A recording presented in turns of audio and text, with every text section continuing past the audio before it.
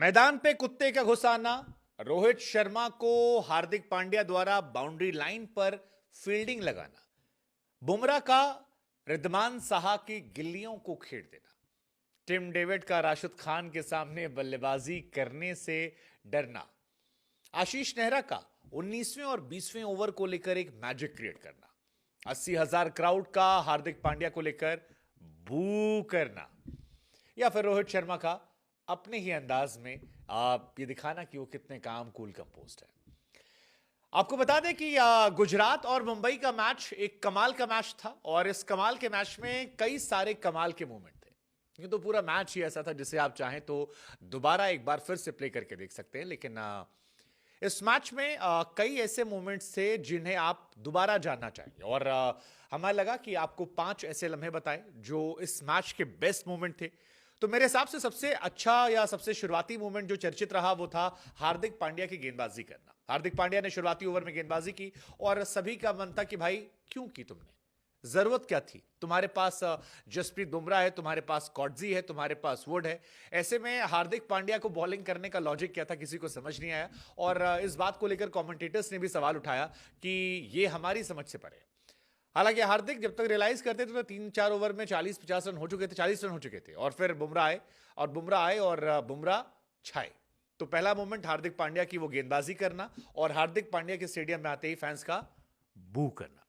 Second moment जो मेरे हिसाब से था वो था जसप्रीत बुमराह का आना। जसप्रीत बुमराह इस मैच में कमाल थे। 4 ओवर उन्होंने गेंदबाजी की, सिर्फ एक चौका खाया, बेहतरीन गेंदबाजी की, 3 विकेट निकाले। लेकिन पहले ओवर में एक मोमेंट आया जब हार्दिक पांड्या चौका लगने के बाद बुमराह के पास जाते हैं और बुमराह मानो उन्हें इग्नोर कर देते हैं। देन बुमराह और रोहित बात करते हैं और अगली बॉल पर क्या बेहतरीन बोल्ड जो है बुमराह मारता है, रिद्धमान साहा की गिल्लियां जो है उखड़ जाती हैं। ये इस मैच के one of the top moment में था जिसे लोगों ने काफी पसंद किया, देखा, समझा, जाना, माना। बेहतरीन मोमेंट था, आई थिंक शानदार मोमेंट था। हालांकि बुमराह ने जिस तरह से डेथ में गेंदबाजी की उसका असर था कि गुजरात जो है वो बहुत बड़ा स्कोर क्रिएट नहीं कर पाई, जबकि एक समय लग रहा था कि शायद वो एक 80 के आसपास पहुंच सकते हैं, बट ओवरऑल ये शानदार मोमेंट था।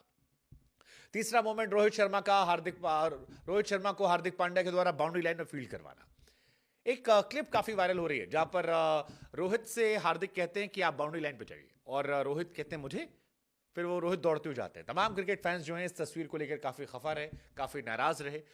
उनका कहना था कि हार्दिक पांड्या शायद भूल गए कि रोहित शर्मा अभी भी इंडियन टीम में कैप्टन है और अगर हार्दिक की बात भूल गए तो उन्हें याद रखना चाहिए।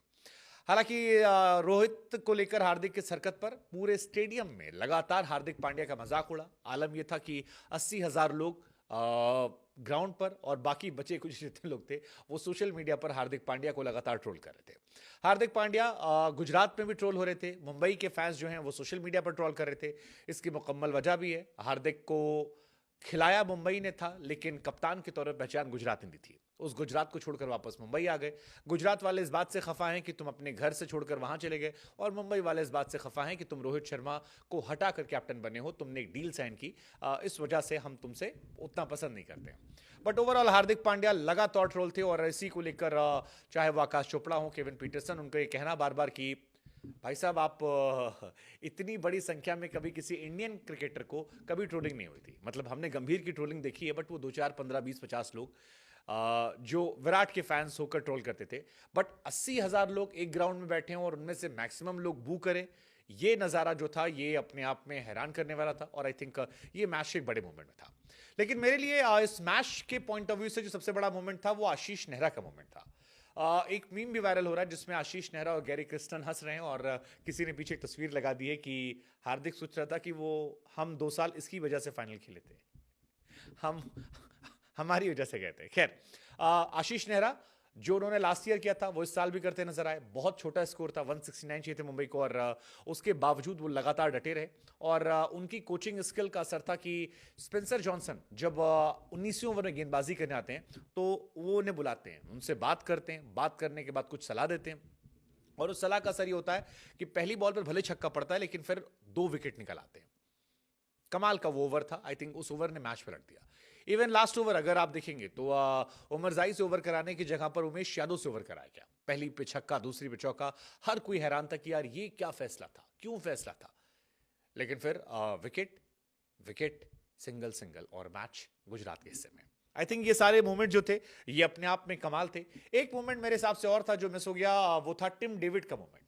तिलक वर्मा और टिम डेविड बल्लेबाजी कर रहे थे, राशिद कोशिश कर रहे थे कि टिम डेविड को आउट कर दें, बार बार टिम डेविड बच रहे थे। ऐसे में तिलक को स्ट्राइक मिली, बहुत रन चाहिए थे, लेकिन फिर एक शॉट तिलक ने मारा जिसके बाद तिलक भागे नहीं और टिम डेविड ने रन नहीं लिया।